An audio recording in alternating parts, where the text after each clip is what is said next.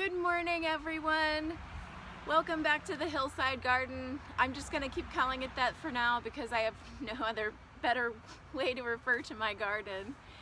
I wanted to show you my compost bin that I just made.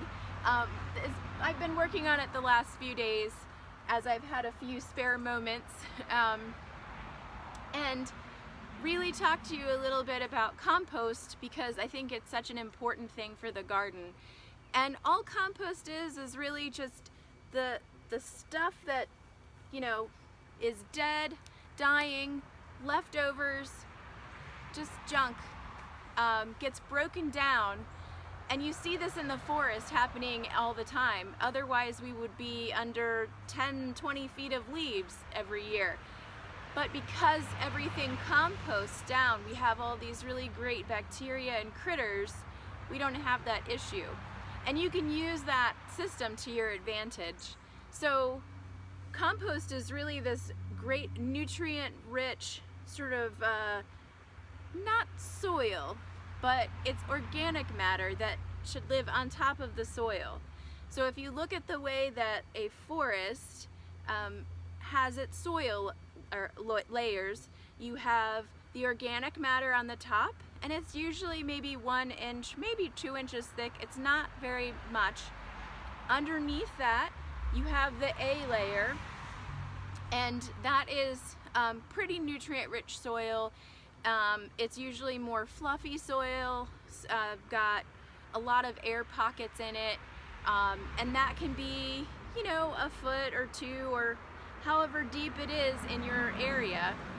And then B layer, and you know, on down from there. Depending on where you live, you have different layers of soil and they behave differently. But the key is that organic matter layer, and it's always the very top layer. That layer provides all the nutrients that your trees and plants need to survive. And those are accessible by the tree roots and the plant roots, and they get those nutrients as it comes through those soil layers. They're able to access it. And when you compost in your garden, you're essentially putting that back onto the soil. You're putting that organic layer back onto the soil. So if you harvest a crop and you put it into the composter, then all of that gets broken down and put back onto the soil.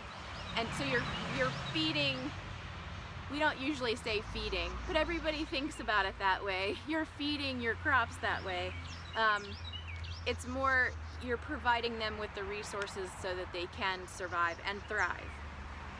So now that you know what compost is, let's talk about how to make it. Compost can be anything that you have food-wise, scraps from the garden. They can all go in here, with a few exceptions, and I'll talk about that in a second. You can put coffee grounds and vegetable peels and grass clippings. All those kinds of things can go in here, and those would be considered your greens. And then you can also put things like straw from your Halloween decorations, even newspaper that's been cut into strips, twigs that haven't quite broken down yet, break them up and put them in. Those are all considered browns. So you want a good 50-50 mix of greens and browns, and just, you know, keep putting things in here and you'll end up with a good mix as you're tossing them in. You can do like a lasagna layer. There's a whole bunch of different ways to compost. I've never really had a methodology. I just throw things in the bin and give it a good stir, and it usually works. It's not complicated. Don't make it overly complicated. So now you have your 50% greens and browns. You also need to look at the water. So if you have too much moisture in your compost pile, it will start to smell because it's becoming anaerobic. And you want the good bacteria to be in there. So you don't want to have too much water in there, and you want to have good airflow. That's the other important thing. The airflow will help those things dry out a bit. So if your heap smells, add some browns to it to dry it out a bit, to take in some of that moisture, and also stir it more. If it is dry and it's not, you'll see that it won't compost. It doesn't reduce in size. That's usually because you need to add water to it. You don't need to add a ton of water, but you do need to add some to it. So a lot of compost bins you'll see have an open top, or at least a screened top, so that the water can get in there. Either that, or whoever's manning it will water it regularly and then fluff it with a fork. I usually take a garden fork to mine once a week or whenever I remember to do it, and just turn it so that it has an opportunity to get that air in there and break stuff down. It's not a really complicated process, but it is important that you have air, water, and the 50-50 greens and browns. So those are the three main things. Another thing that I like to do is to have my compost bins so that the bottom is open so it can touch the soil. I think that the soil has a lot of really great bacteria and critters in it that help your compost break down more quickly. And it just sort of charges it immediately. I don't have to put anything in there to start that process of composting. It automatically has access to those things to break it down right away just by leaving the bottom open. You don't have to build a bin. You can make a pile. My first compost pile was just that, a pile, and I put straw bales all around it. So I had 2 bales high, and then I would just throw things in the center. When it needed some dry ingredients, I would pull some straw in. The only issue I had with it was my dog kept getting into it. So my next compost system was a bin, and I made it out of pallets. Pallets are so great because they are just pre-made walls, and you can screw them together and make yourself a composter just like this. You can put 2 of them together and really do the same thing that I did. Just make sure if you're going to use pallets that they are not pressure treated wood. You don't want to use pressure treated wood at all, because all of the chemicals that are in that wood are going to end up in your compost, and if you use that for your food, you're going to be eating that too.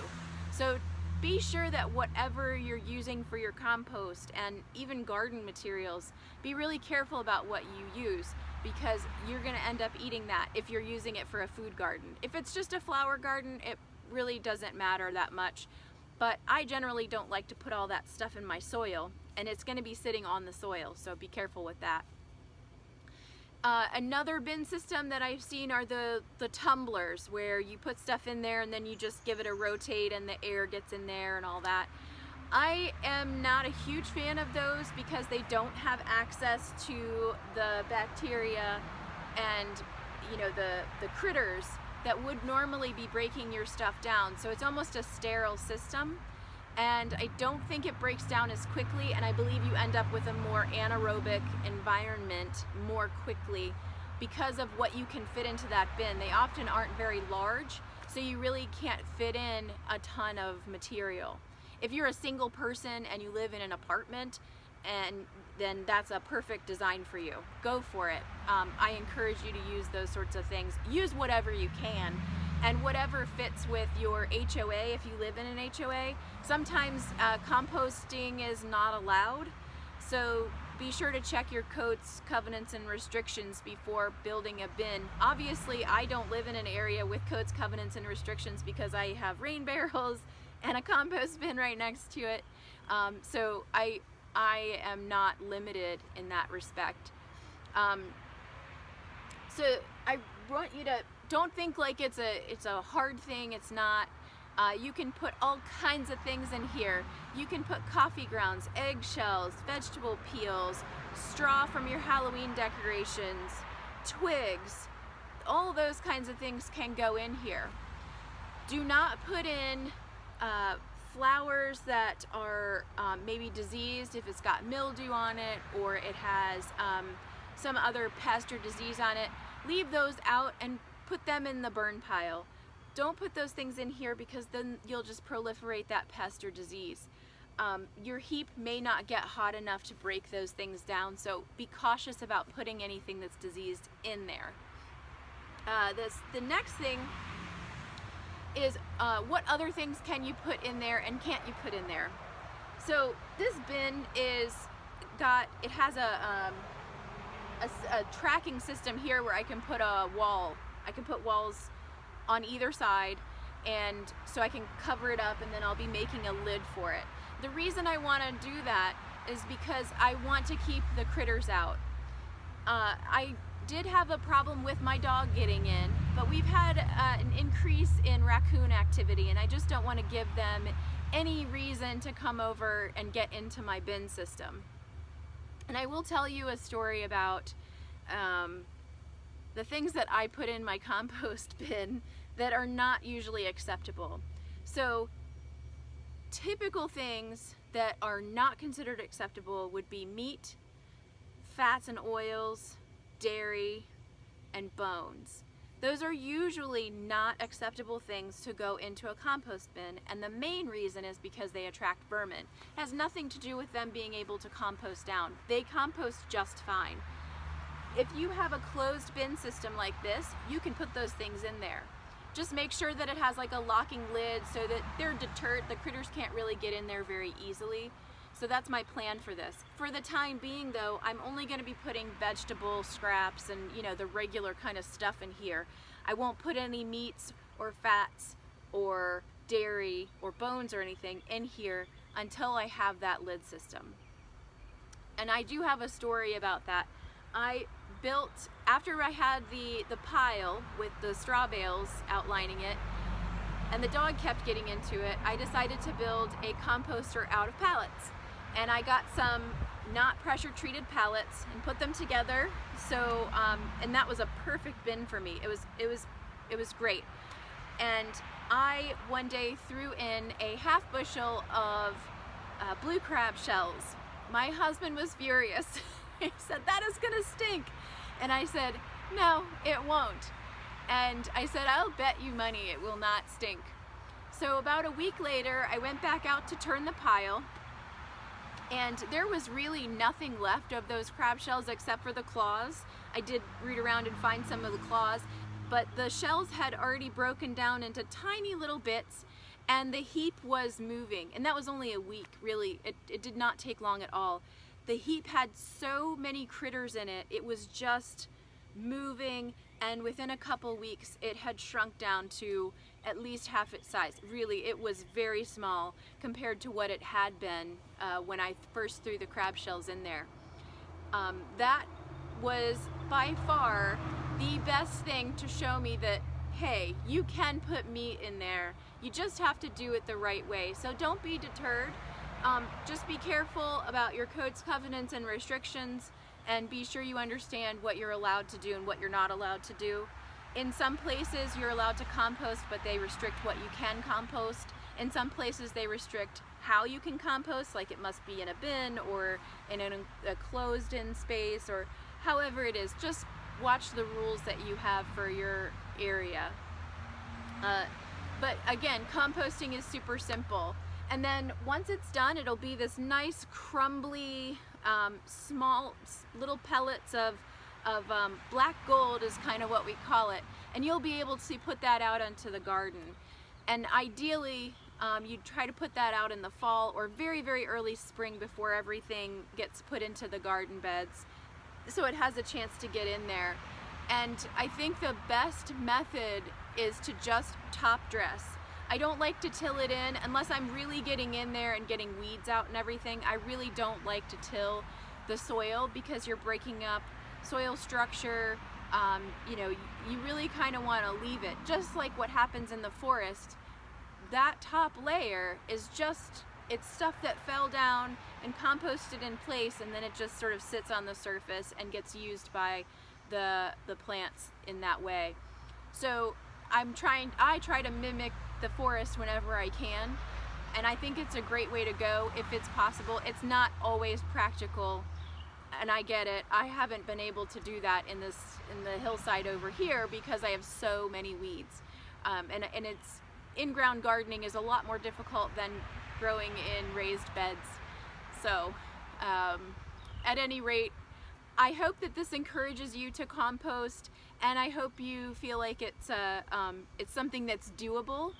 Don't feel discouraged. Shoot me some questions. I'll be happy to answer them. I've been composting for a long time. It's really easy. don't overthink it. So I hope that you have an excellent week in your gardens, and with that, I will catch you outside.